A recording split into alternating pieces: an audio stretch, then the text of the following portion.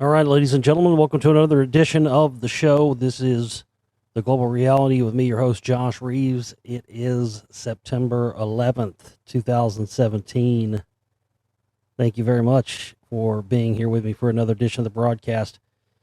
Tons of stuff to cover and talk about with you on this edition of the show tonight, so strap in and get ready for all we've got here for you. We are officially kicking off our countdown today towards our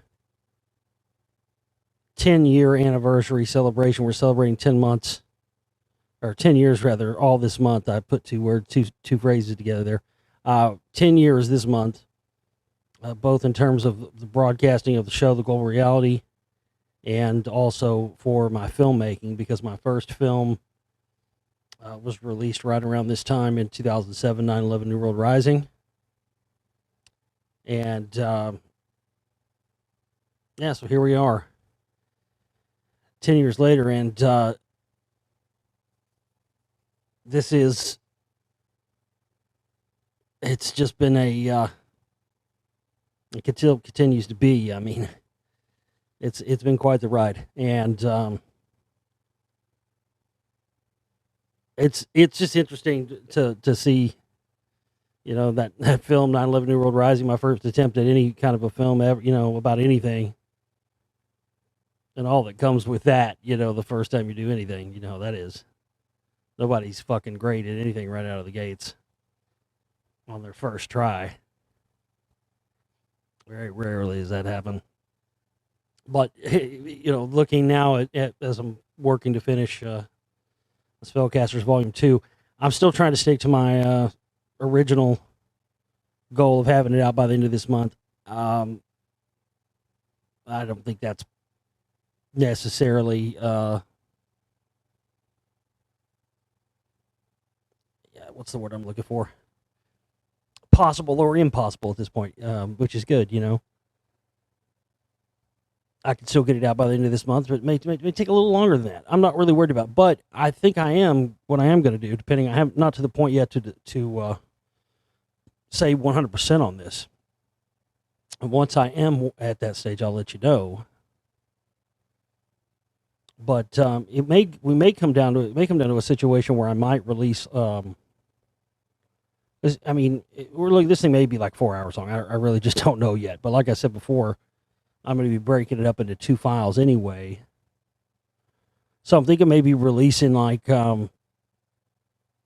one part of it, once I'm to the point where I can be done with half of it or whatever, and then keep working and release, the second half with the first half combined, a couple of weeks later or however long after that it takes me to finish that half. I'm thinking about doing that. I've never really been in a position to do that before with a film, and I was thinking about it with this. I was like, you know what, I could do that way. Because it's basically you're going to be getting two films in one for this anyway. So, I'll have to charge a couple of more dollars, not much, a couple more dollars anyway for this movie. That's if you look at my films in the download shop. I'd always charge for my films depending on like how long they are, how much they they cost to make and stuff. But this one will cost a couple of more dollars in volume one, just because it's, like I said, it is going to be two movies in one. Anyway, we've got about 15 days here until the official 10-year anniversary celebration broadcast, and we're counting down to that. And in combination with that, this month we are having we started this last month, but right now this broadcast officially kicks off the countdown to our 10-year anniversary. So starting right now, you can basically consider all the shows from this show until the 10-year anniversary show on the 26th. You can basically consider this to be like the fucking Jerry Lewis telethon. That's what this is for the next however many days this runs, 15 days or whatever long it is. And we want to reach 100% of our not our operating cost goal, but our we want to reach that too. But that's not what I'm talking about right now. The 10-year anniversary fundraiser that we are having Please go, if you haven't done this yet, please go and read all the information on the actual campaign page. You can find links to it here on YouTube in the comment section and in the read more section of the video. And you should also be able to find up on our Facebook pages for the show, the Global Reality Radio Network Facebook page, as well as the Josh Reeves Filmmaker Talk Show Host Explorer page. If you haven't added us over there, go ahead and give us an ad, and also you'll be able to find all the links to our fundraising activities. The reason I say go and check out the actual campaign page on this is because it has a bunch of pertinent stuff to this, because it's you don't necessarily, if you want to make a cash contribution, you can do that. You can use PayPal there, PayPal only on the campaign side. If you want to do credit card, debit card, or something, you can use the donate button at my website, theglobalreality.com. If you can't get that to work, just send me an email or something. Sometimes there's if you use the web browser, if you use either Google Chrome or Firefox, should have put this out there a while ago. If you're using either one of those browsers, virtually none of our stuff works with those browsers. And actually, I mean, I know it's a pain in the ass, but it actually is kind of a good thing, because it doesn't work with those browsers because of security issues with those browsers. So I know it's frustrating sometimes, but we've had people that have had problems with the donate button before, and 99.9% of the time, it's usually always like you think it goes through, because it'll look to you like it's gone through, and it hasn't. And I wonder sometimes, if people maybe have, thought they contributed and didn't, because it looked like it went through and it didn't. So just for future reference, if you use the donate button on my website, or you use payloads to download a movie, or if you use the archives to listen to the archives, if you're a member of our members archive section, where the show is posted first, long before it's on YouTube or anywhere else, every day, then for future reference, just use a different browser other than Firefox or Google Chrome, because almost 100% of any issues that we have all comes down to that.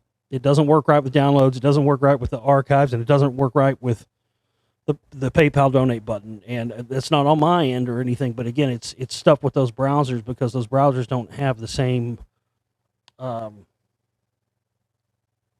just a lot more holes and crap in the software than in some, so some of the back end stuff won't work with certain browsers, like certain servers. When they even see a certain type of browser, especially if it's like a financial transaction or something, it won't allow it to even go through. So just for future reference, be aware of that. But anyway, you can make contributions there, or you can also, there's a list on the campaign page for the 10-year anniversary fundraiser where we've got itemized everything that we're trying to get. And so we're going to have goals in order to attempt to get everything that we need to be able to take up the filmmaking, the radio show, everything. I mean, we need major upgrades here for our studio equipment, because we haven't had any in years. I mean, my computer is going on 6-7 years old now, and it's on its last leg, and stuff like a 4K video camera, so we can do the live shows in studio in higher quality, and also when we go out and shoot things for the films like Lost Secrets and some of the other stuff, we can produce images that are on par with everything else. And that's also why we need the computer upgrade as well, because you got to have much more processing power and hard drive space than we have to be able to start doing 4K video, because it takes up a lot of space because it's such high resolution video. And then we've got stuff for the broadcast film soundtrack equipment from reverb.com. So there's lists there. You can buy gift cards from Amazon. You can buy gift cards from reverb.com and buy gift cards from apple.com for to send us the numbers and whatnot to go towards the stuff that we need. So you can look at all that stuff. And on the right hand side of the campaign page, there's lists of all the perks and whatnot that we have. So our goal this week is $1,500. We'll start from the bottom and work our way up. And you can go and look at all the itemized stuff there on the campaign page. So every day we're going to have, every time a contribution comes in towards this, we'll keep rolling it and have updates daily here with the show and we really want to get everything that we can, that we need to not have to worry about it again for, another 10 years. I mean, a lot of this stuff I've been using, especially like with the microphones and some of the studio stuff, I've had that for over 10 years because that's really why one of the reasons why I started my own show. I had all this music gear for recording music that I had bought when I had this job once that I was working all the time and had no time to really use it or do anything. And then when I started being a guest, getting asked to be a guest, that's how I started. Before I had a show, I was a guest. I started, people would have me come on and I would talk. This was before I had a show or made a movie or anything. This started in like 2006. And after I made enough appearances on different shows, people started saying, hey, this guy needs his own show. And I never really thought about it. It was not something I ever wanted to do. I don't think anybody, if they say they do, they're just nuts. I mean, no fucking person that probably ever wanted, was probably Howard Stern, but anybody that says they wanted to be a fucking, radio talk show host, they're out of their mind. I never thought about doing that. My brother was the first one. Was like, you should do your own show. And I was like, yeah, you're right. I should do my own show. And then other people were like, hey, I heard you on this show. You should be, you should have your own show. And I never thought that. It happened quick. It's just mind blowing. It's like the second or third show here. I have Peter Del Scott on it. He's, blowing my paradigm wide open. I thought I knew everything there was to know about all this stuff, and boom, the CMP rabbit hole opens, and that leads us to where we are now. It's definitely incredible. I don't have any. I got a lot of stuff to cover here tonight. I'm not going to do any news items tonight because I have a ton of stuff that's stacked up. Lots of people digging the what do you think about thing, or people ask me what I think about stuff. So we got quite a bit of those tonight. I do want to mention also we have our operating cost goal this week as well. We need to raise $200 this week. We need $100 in the next 24 hours just so we can keep the internet and all that stuff on and keep that going. So please go and contribute. Use the donate button on my website, or you can use the campaign pages. We'll have all the donate links here in the video for you. Wanted to mention that. But yeah, we've got lots of stuff. Lots of people want my opinion on stuff. So the what do you think about ... thing? I like that. I started getting so many messages like that. I was like, yeah, we'll do a segment in the show. We'll just do, and then hopefully people will follow suit and come in with more. So send those in, globalrealityshow@gmail.com if you want to send in your questions. Let's see here. Yesterday, I had a really cool day yesterday. It was really awesome. I really got to do an amazing thing yesterday. Thanks to the listener who got me the hookup, the VIP hookup on this, by the way. Appreciate that. One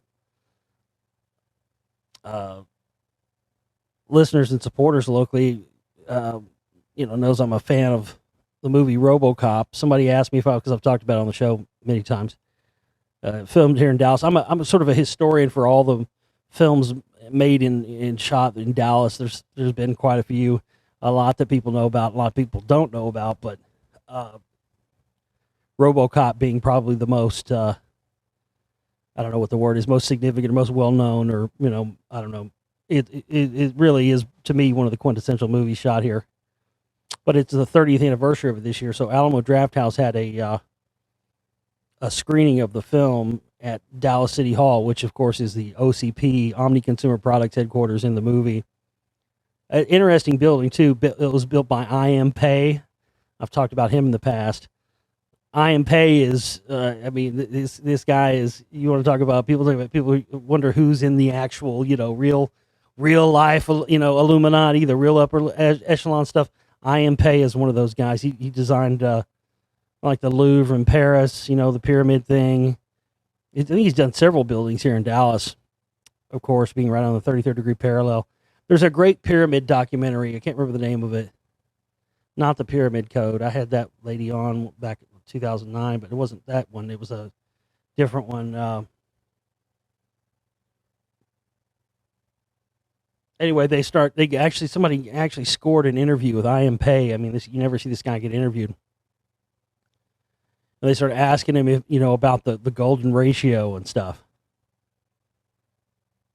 And he denies it. I don't know anything about that. I don't know what you're talking about. This, that, and the other. The interview guys were it's in your work. I mean, you can't sit there and tell me you don't fucking know. You don't know what that is, or, oh no, I don't know about the golden ratio, this, that, the other.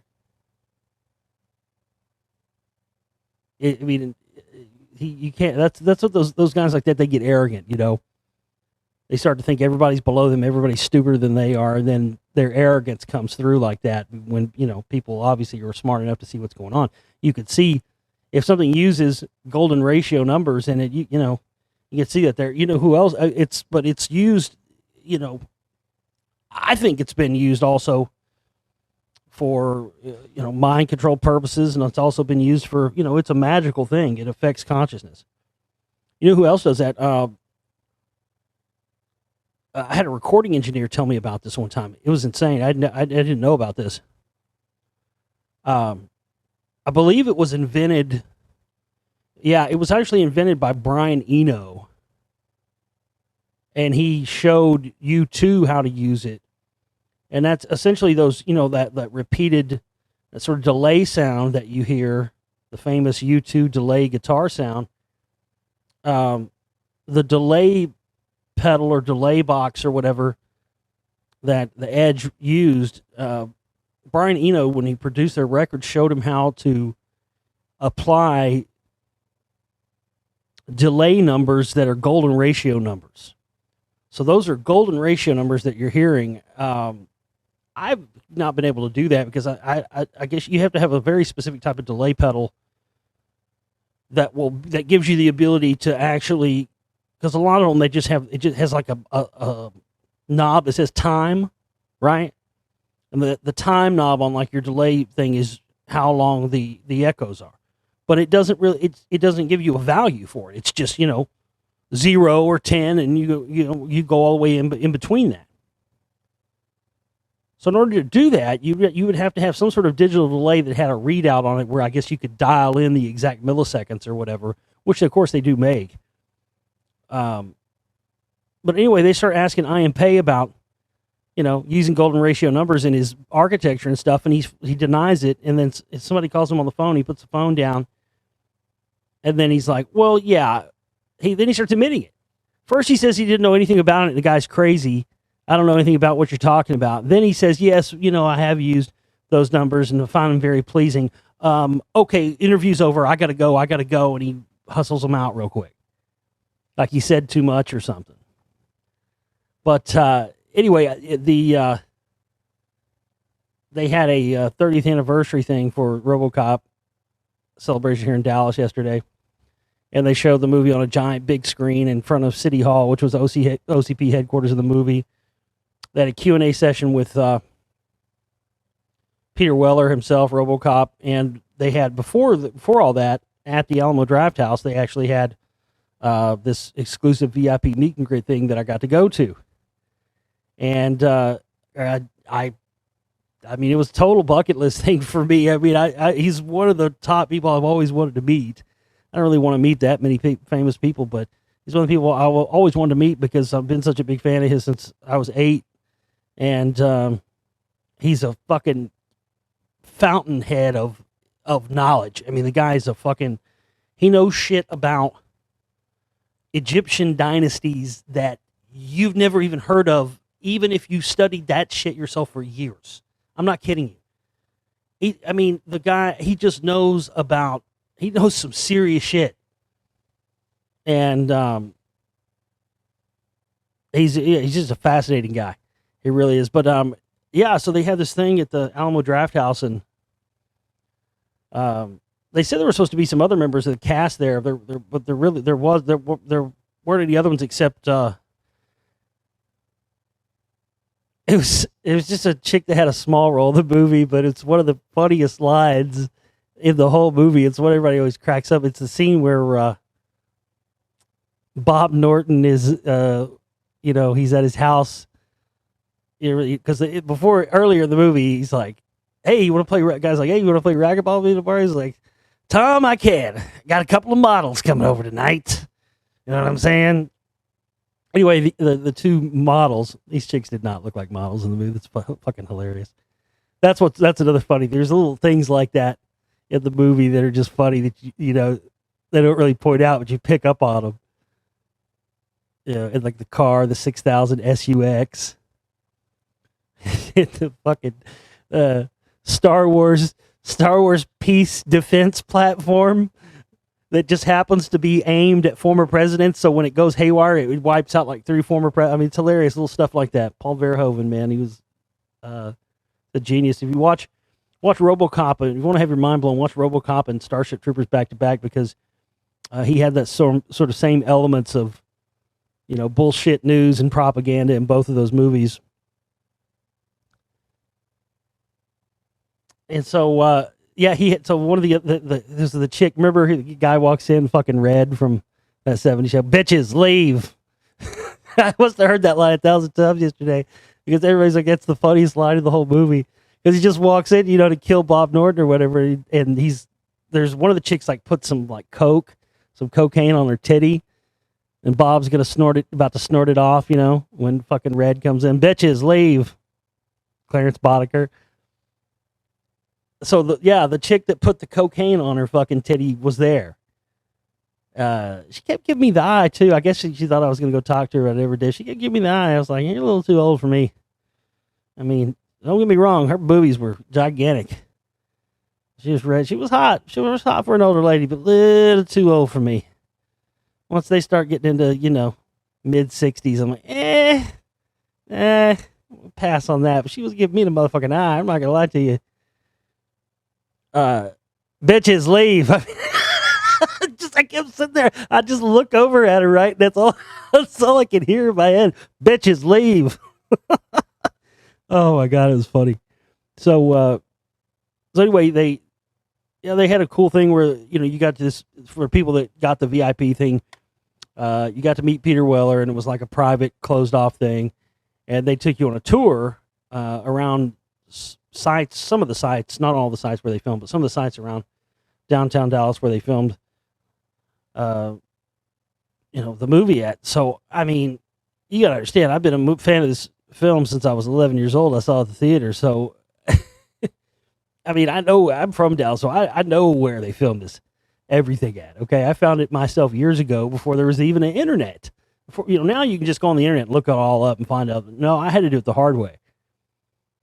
Before I did it the pre-internet days, dude, when I was like 18, 19, went out, and found all the places and asked around and talked to people and, talked to people who were there when they filmed it. So I know a shit ton about RoboCop. I know a shit ton about Buckaroo Banzai too. But so I decided not to take the tour because I had already seen all that stuff. So I actually I did get to meet Peter Weller, and he was fucking awesome. That's all I can say. There's a picture of me with him up on our Global Reality Facebook page. You can go check that out.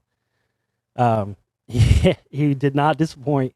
I can tell you that. He did not disappoint. He's the real fucking deal. God damn.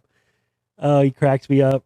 Yeah, he was really fucking cool. And I got to spend a little extra time and talk to him a little bit because I didn't take the tour. I decided not to take the tour, so that was good. I was glad I didn't do that. But he was cool, man. I mean, he's exactly like he was. I didn't talk to him, but I didn't ask him anything about RoboCop though, because honestly, like I said, I know fucking everything about RoboCop at this point. I've seen every interview, I've seen every fucking Comic-Con thing. There's really nothing at this point. And plus, they did a Q&A thing for RoboCop before the movie in front of City Hall, and there wasn't anything I didn't already know, but.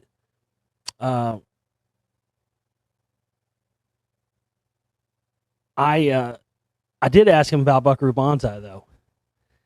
I did ask him about that because if you saw the video I put up not too long ago, Peter Weller's gone on the record to say that he witnessed representatives of the Hunt brothers and the Hunt brothers family on the set of Buckaroo Banzai, and that they had funded this movie production company that subsequently only made 3 films for going under. They made Buckaroo Banzai, Mr. Mom,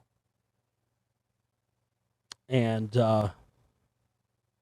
one other one I mentioned before on the broadcast. But anyway, yeah, it blew me away when I saw that clip because it really tied all my work together, because the Hunt brothers, of course, provided the seed money for the Council for National Policy to be started. They gave that money to Tim LaHaye, and we already know about their involvement with the Hunt brothers' involvement with the CIA, and of course their involvement with the Kennedy assassination and the wanted for treason posters that were put up in Dallas the day before the assassination. That was all paid for by the Hunt family.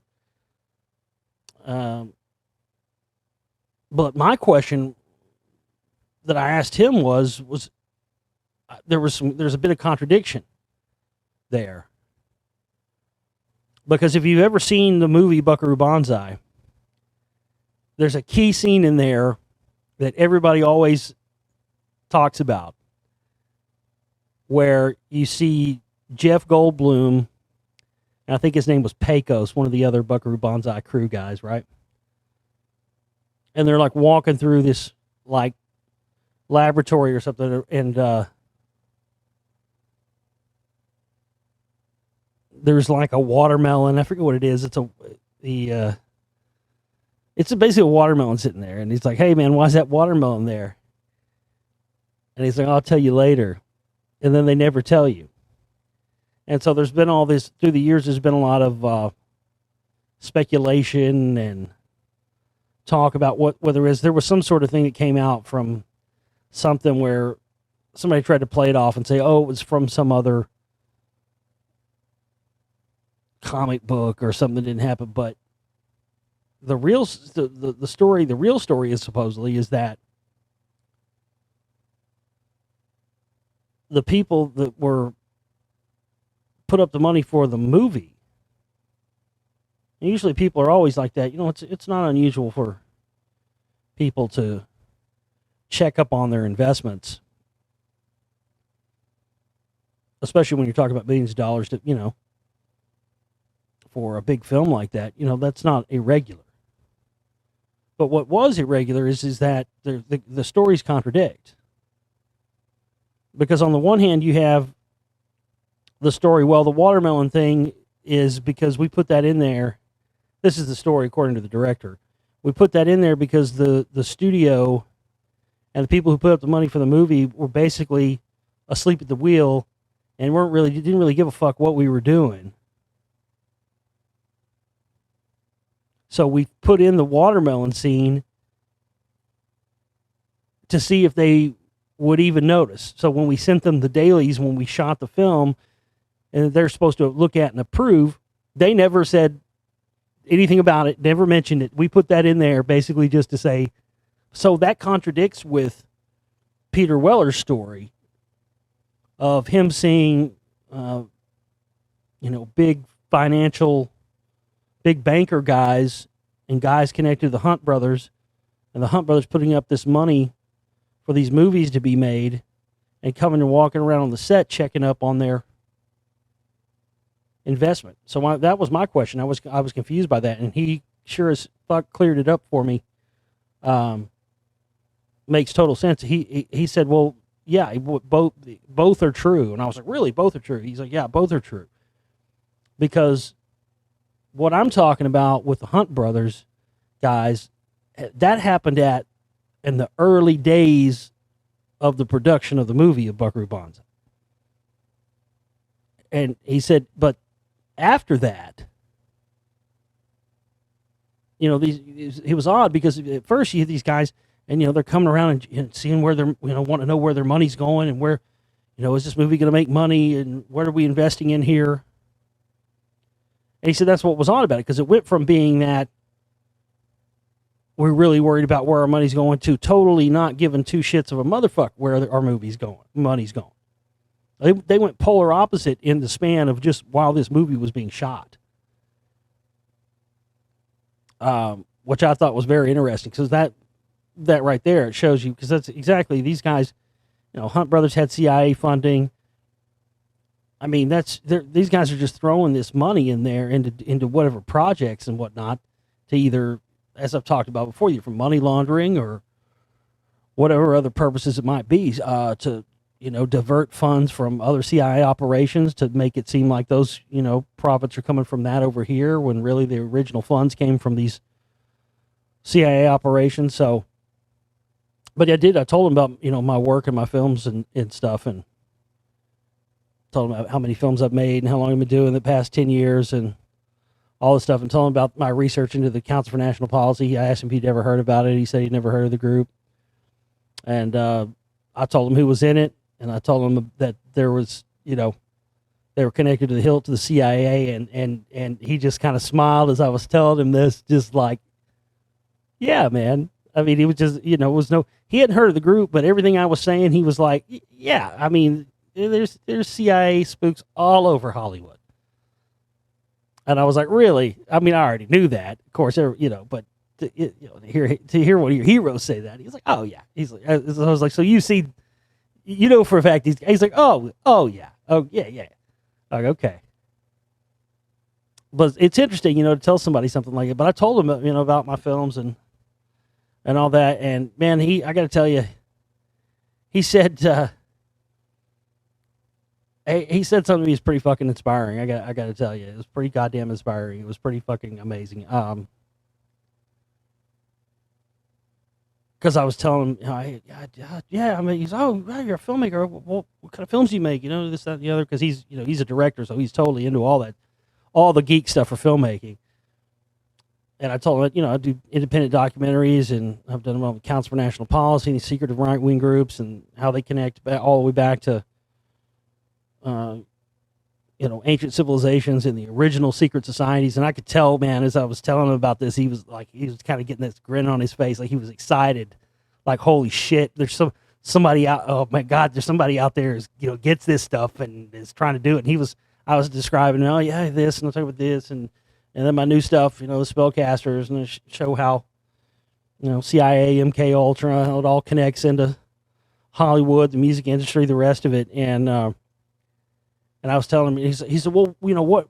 He said, are you the director? Or, I was like, well, I'm everything. He said, well, what do you mean? I'm like, well, I do all the research. Usually takes, from conception, it usually takes about a full year to make a movie. I do all the writing, all the research, all the voiceovers, all the video editing, all of the video camera work, the voiceovers, and then I compose, write, and perform all the music. And he was like, holy shit. He was like, man, I got to tell you, man, he's like, he's like, you got to be proud of what you do, because I'm telling you right now, he's like, there's only about a handful of people alive on the planet that could do what you do. It could do all of those things. He's like, you ever been to Hollywood? I'm like, nope, never been there once. He was like, he's like, here's what you do. You go out to LA, go get a job. You can do anything. You can write, you can do this. Just go out and apply for every position there is. If it's an editor, if it's a music editor, you do all that. Just go out and apply for every position that there is. And eventually you'll get a job on one of these movies or something. And you'll meet other people. And eventually, after, he's like, if you go out and do that, he's like, with your kind of skills and what you could do, within a year you could be working on a major movie. I'm like, holy shit. So it was awesome to hear that. Not that I'll go and do that, but getting just a little extra time to talk to him, and I mean, it was great. I asked him about there's this, because talking about the history thing, because he got his PhD, he's a doctor now in history and stuff. So there was this in the show Sons of Anarchy. He was in it, and he directed a bunch of episodes too. And he plays this like dirty cop named Charlie Borowski. And in the first episode, the very first appearance of his character in the show, he's talking to the motorcycle guys in the Sons of Anarchies. They had some shit go down with these guys. Well, they were Iranians, right? And they fucked up one of their prostitutes or hookers or something, and they were doing like torture porn or something. And so they had a bunch of shit go down, and Peter Weller's like, why are you guys coming over my neighborhood and starting trouble and blah, blah, this, that, and the other. He's like, oh, man, we're sorry. We didn't mean to come start shit in your hood, but, these fucking Persian scumbags fucking us. And right, if we can't even get anything out, and Peter Weller's goes, Persia hasn't been a country since 937 AD. And you could see the other two guys laugh. And I saw it when I heard that, I'm like, dude, that was a total. I was thinking that's a total Peter Weller thing. Like that wasn't in the script. So I asked him about that. I was in that 937 AD thing. Like, that wasn't in the script, was it? He's like, nope, absolutely, it was not. And he's like, I ad-libbed. Yep. I was like, you ad-libbed that right on the spot. And I could tell because you could see the actors didn't know he was going to say that either. You can actually. I can't believe they left this in the show, but you can actually see Charlie Hunnam and the Scottish guy. You know how people like turn away and they put their hands over their mouth to, so people don't see it. They turn their head to laugh. They were doing that when he delivered that line because they didn't know that was coming. He just pulled that out of nowhere. Anyway, he confirmed, that he was like, you know what? Nobody's ever caught that before. You're the first person I've talked to that caught that. But it was fantastic. I mean, it really was great to get to meet Mr. Weller. I was kind of disappointed there weren't other actors that came, but. They did have, I don't know who this belonged to or who has this thing, but they actually had, if it wasn't from the movie, it was a fucking absolute total replica, but they actually had the car, the 6000 SUX, the 6000 sucks. They actually had the actual car there from the movie, and it was parked in front of the Dallas City Hall, which of course is the OCP headquarters. They had it parked in front of there. It was pretty rad. And then I ran into another listener that worked at Alamo Drafthouse. That's a listener. So, so then after that, of course, they had the movie showing and the Q&A and everything at City Hall. And this is just mind blowing. This just goes to show you how these synchronistic things happen like this. This is just wild. So I'm on my way home.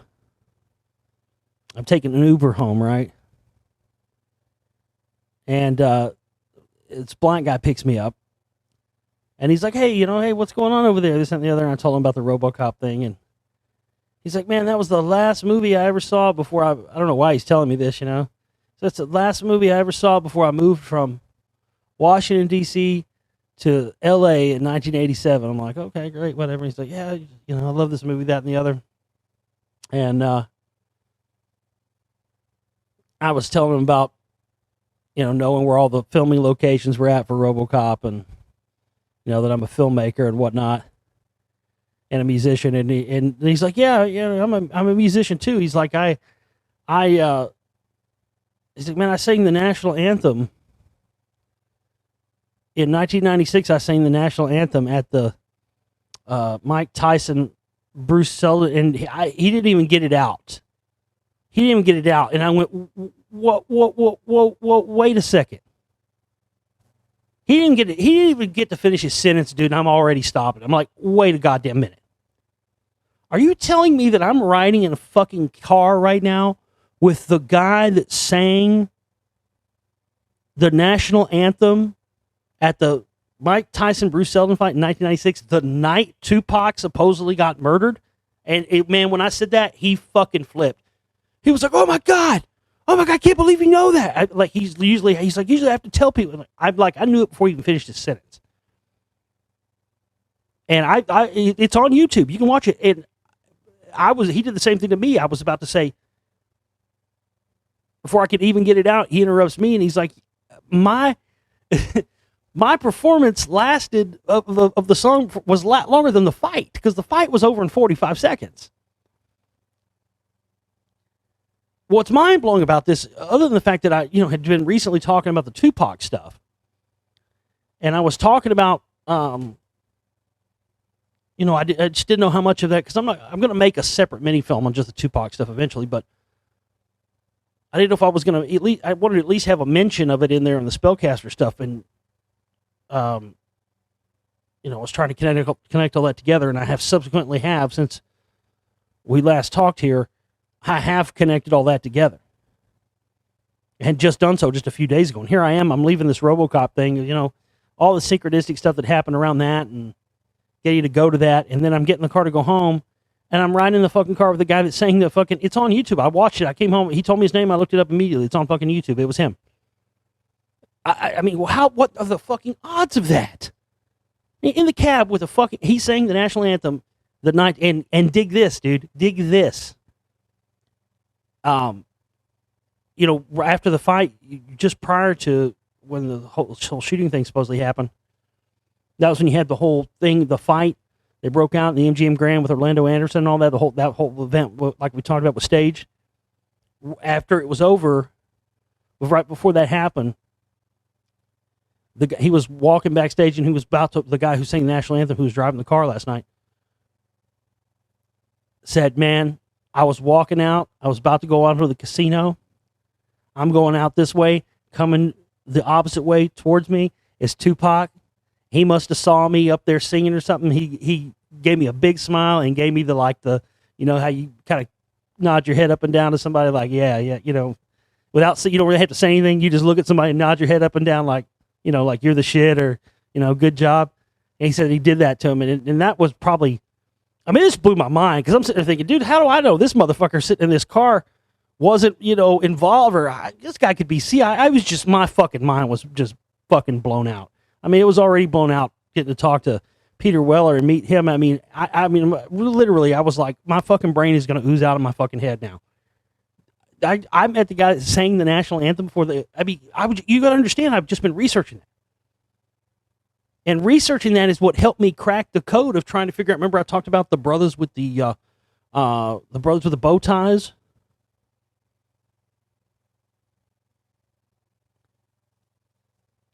Nation of Islam. The whole Bruce Seldon fight, Mike Tyson fight thing, that was Tyson and Tupac were really close friends. And that whole thing was a part of staging. That whole fight, the whole thing with Orlando Anderson, the whole thing was staged. The whole thing was part of it. And Mike Tyson was in on it. Bruce Seldon was in on it. Go type Bruce Seldon fake knockout, fake knockdown. You can go look the videos up. They're all over YouTube. The whole thing were at 45 seconds and all that shit. 45 seconds. No, he threw the fight, and it was all a part of this cover scheme for the staging of his death. And these guys, the bow tie guys that I talked about. Remember, one of the guys. These guys are Nation of Islam.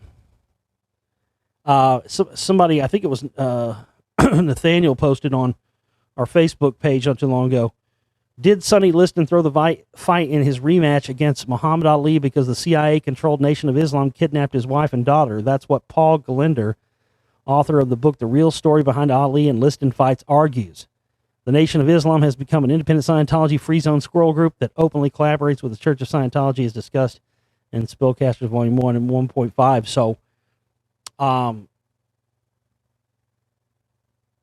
think about that. You're talking about Muhammad Ali, Sonny Liston. You think about how far back you're going there. We got CIA involvement and having the fight thrown there. That's what in Nation of Islam involvement way back then.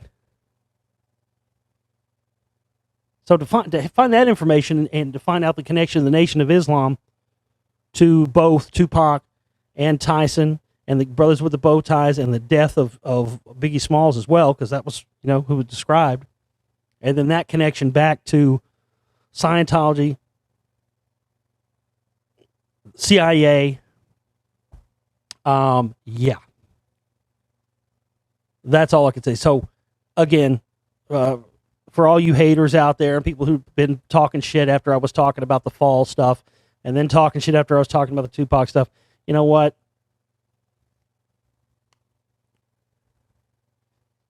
I've got... Oh, man. I've cracked something huge here. And again, it always works out like this. It just always ends up being bigger than I even counted on. And I got to tell you, man, as somebody who is just like it got me thinking, when I was talking to Peter Weller after I talked to him, it got me thinking last night,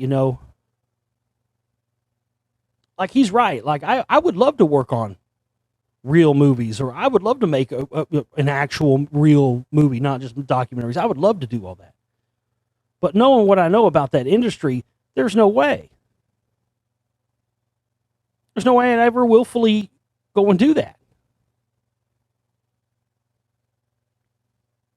And, being a musician for many years and dealing with all that, I mean, that's my thing is,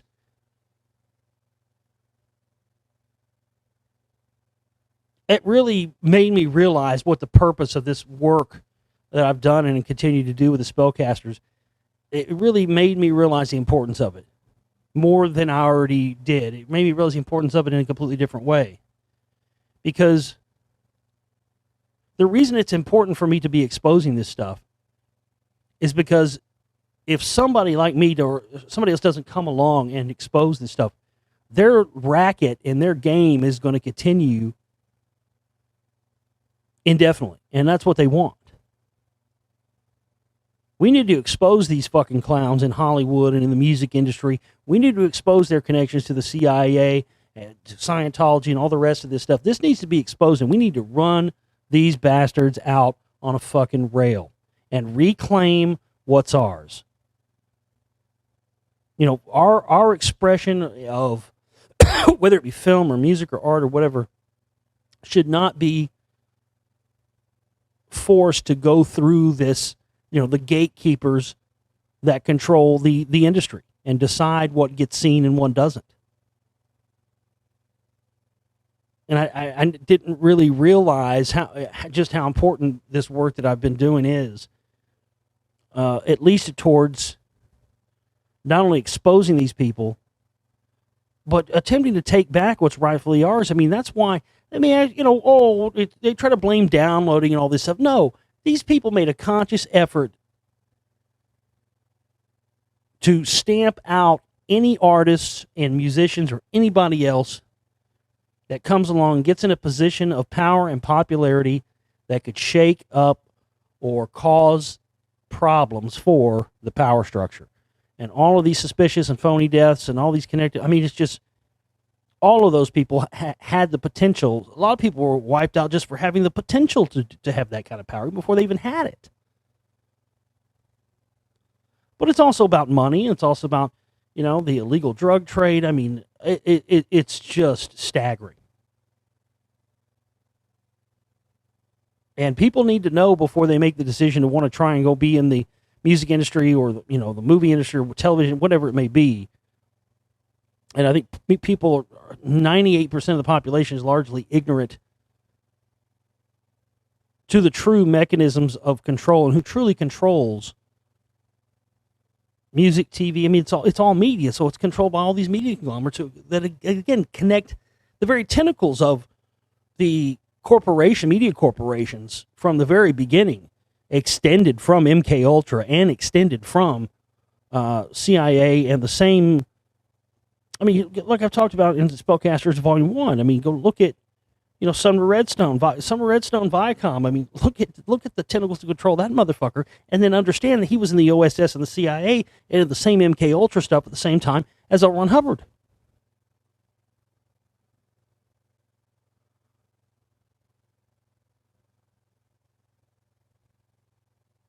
People need to understand that even if you don't care about deeper research, that this is why so many people, like, you get all these fucking murders and that are staged, look like suicides, whether it be Kurt Cobain or whether it be Chris Cornell or whoever it is. The reason you get this is because you get people that, you get people that they just want to be musicians, man. They have no idea what sort of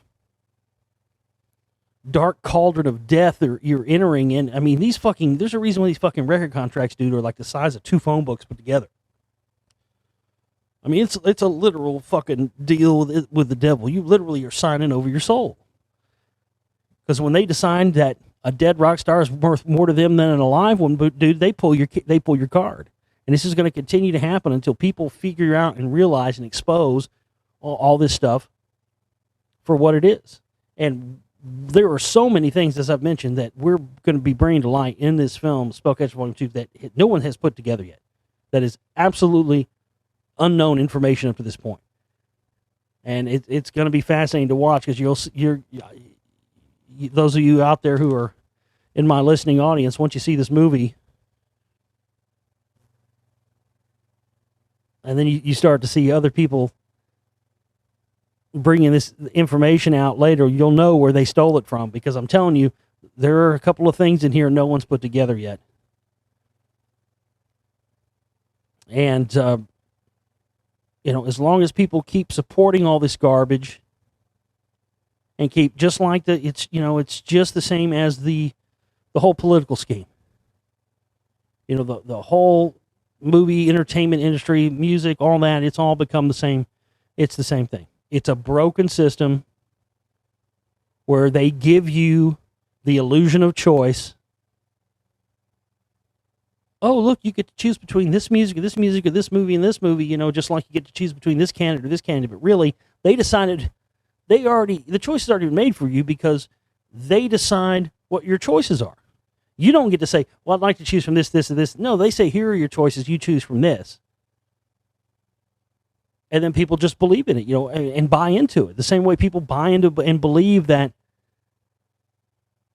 it's not as bad anymore, but there still is a subsection of the population that, if a movie or an artist or musician or something isn't on a major label or something they've heard of, well, they just think it's crap, because there's this thing where, they think, oh, well, if it was of quality, it would be on some sort of, and that's just not true anymore, because those guys made the conscious effort decades ago to stop putting out anything of quality, because those are the kinds of things that inspire people to challenge authority and to challenge the status quo. They're not going to allow. They learned their lesson after John Lennon, man. And the power that one person can have just from being a musician or something like that, or an actor. They nip those buds before they get a chance to even sprout.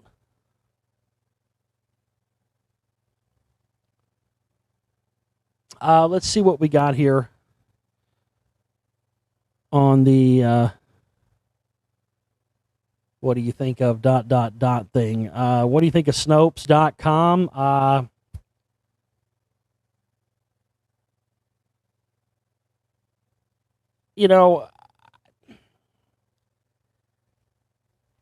It's kind of the same thing I'm talking about there. The whole gatekeeping thing, really.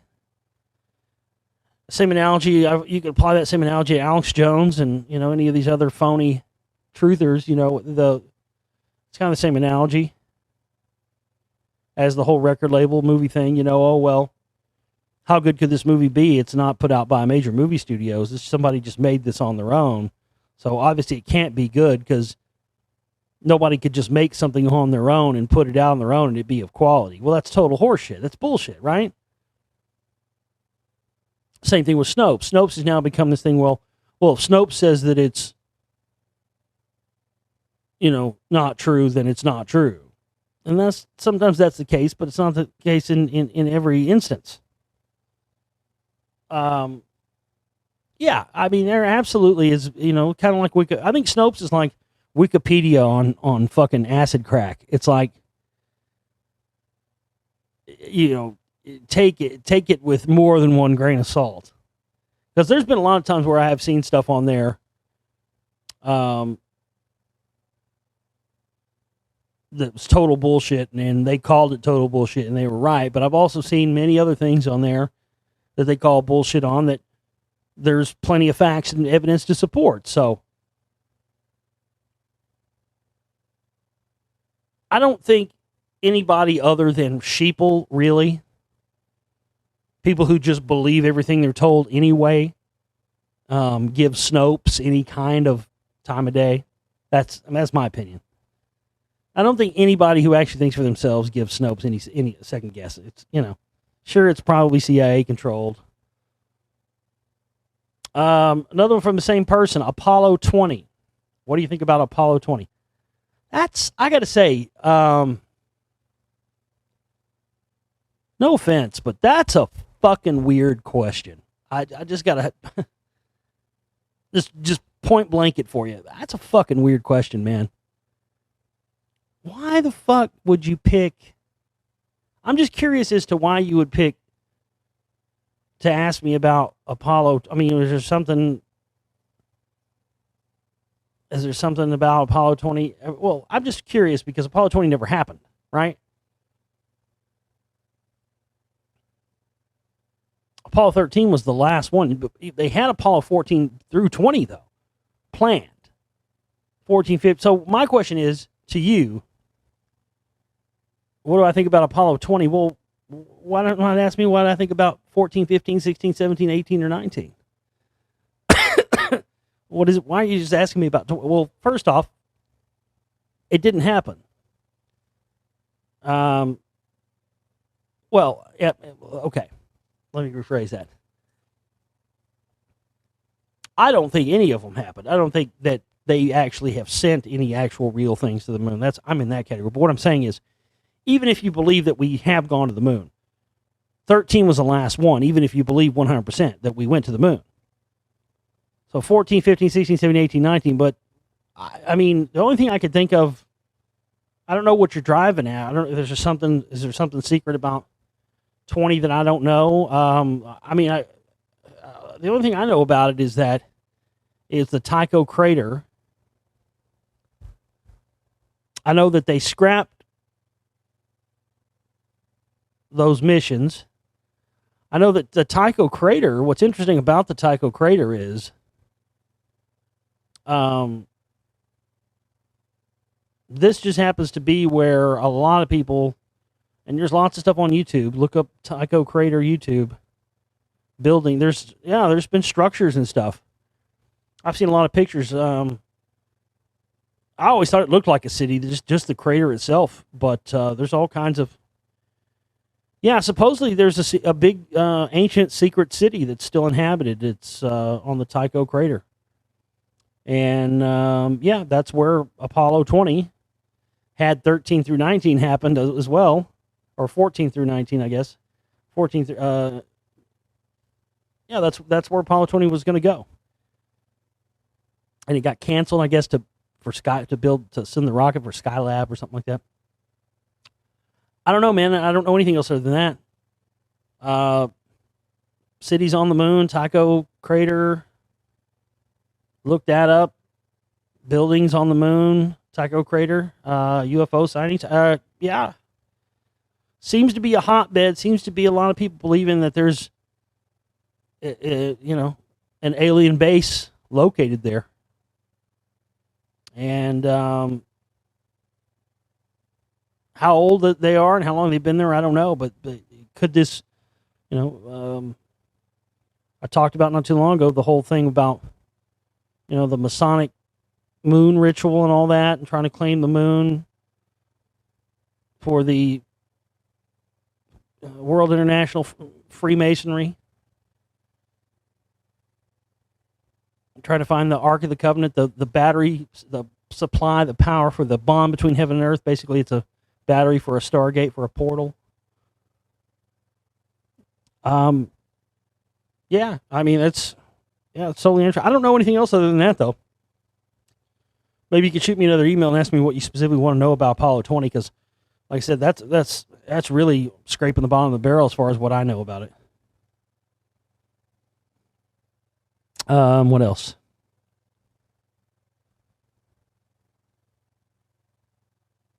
Two-parter here from YouTube. The Burning Dumbass at Burning Man, your opinion on the festival itself and its evolution over the past 15 years or so. I don't know. I've never been into that stuff myself. A lot of people that are. I think it's what's happened to Burning Man. The same thing's happened to every other fucking festival or gathering, or where they used to have I think they still do, but the rainbow gathering used to be the thing. Now it kind of morphed into Burning Man. I don't know. But of course, the rainbow was infiltrated to the hilt by the CIA and FBI and everybody else. Been all kinds of reports of CIA guys and big, Defense Department guys being out at Burning Man. What do I think about the guy that jumped in the fire? What do I think about that? I don't know. I don't know I don't know anything more about it than you do. I mean, judging from what I saw from the pictures and stuff, it's probably just fucked up. I don't know if anything more has come out. The guy's whole life story is probably out there on the internet at this point. You can go look it up. I don't give a fuck, so I didn't go look it up. But I mean, he could have been anything. Could have been.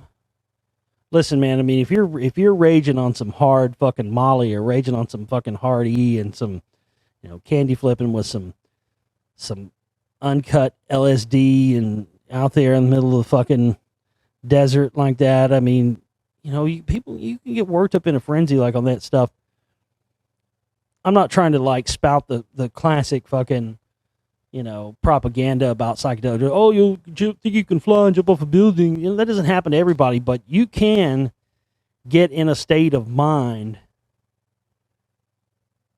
where, yeah, you could think you're walking into a port. I mean, it's very easily in that situation. But then again, maybe, I guess people speculated he was some kind of human sacrifice and some rich elite dude paid him or some shit like that to sacrifice himself. Who knows? Who knows? These guys have enough of these, rituals and stuff in secret that nobody knows about. I find it, I don't know. I find it highly unlikely, even though it's still, I believe it's possible, but I find it highly unlikely this was some kind of, ritual sacrifice or something. At least I think this guy was just fucked up on, fucked up on some good shit and decided to be one. Who knows? Maybe he was dying of cancer. Maybe he was dying of HIV. Who knows? But maybe, maybe he was just done. Maybe getting to go to Burning Man was the end all be all for him. Maybe he was like, you know what, fuck it. I mean, there's worse ways to go out. But the pictures do kind of indicate to me, at least, when you see him beforehand, that he seemed like he was like under the influence of something influenced him to jump in there. And only when he was consumed by the flames did his sort of mind kick in, because you can kind of see as he's burning to death, and you can see in the fucking pictures, it's insane. His hands are kind of up, almost like it's a shock to him. But when he's running towards it, intentionally. So I think, just based on what I looked at, I think the guy was fucked up. And by the time he realized his mistake, it was too late. That's what I think. But who knows? Part 2, the Windsors filling that Kate Middleton chick full of babies every year. And now she's starting to look like Rosemary from fucking Rosemary's Baby. What do you think about that? Well, first off, as an American, and I would expect the same from my British brethren and family over there in the UK. We love all our UK listeners. Our UK, I want to give a big shout out to our UK listeners.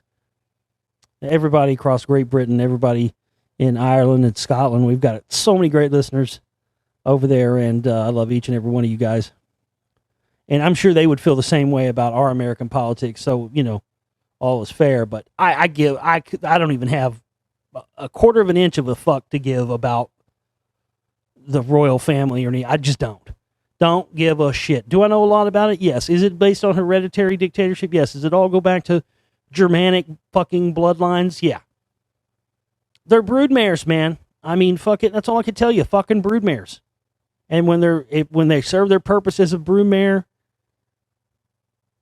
they either are out of there or, she's a broodmare, just like fucking Diana was a broodmare. They're genetically chosen and chosen by their bloodlines to bear the royal children. And when they're done birthing royal children, they either stay with whoever, the prince or whoever it is they're married to until they die, and that's it. Or they do like Diana did and said, got tired of being in an arranged marriage, and then they offed her. So, yeah, I mean, they're there to produce royal offspring because these people are genetically chosen. Look into the history of Princess Diana. Look into her family and how her family goes back. And the whole stuff with her and her family, the relation to the fucking Jack the Ripper murders and all that. It's fascinating. But these people they're broodmares. They're genetically chosen. They're chosen because of their bloodlines. And it'd keep that Saxe-Coburg-Gotha Germanic bloodline going on into the future. That's what it's all about. Okay, folks, so we got to keep our internet and everything on, so we got to raise a couple $100 this week and want to push towards our goal of reaching 100% for the 10-year anniversary fundraiser. You'll find all the links here in the video and in the comment section, and at our Facebook page is the Global Reality Radio Network Facebook page, and the Josh Reeves talk show host, filmmaker, explorer page as well over there at theglobalreality.com as well for the donate button and everything else. We'll see you next time, folks. Take care.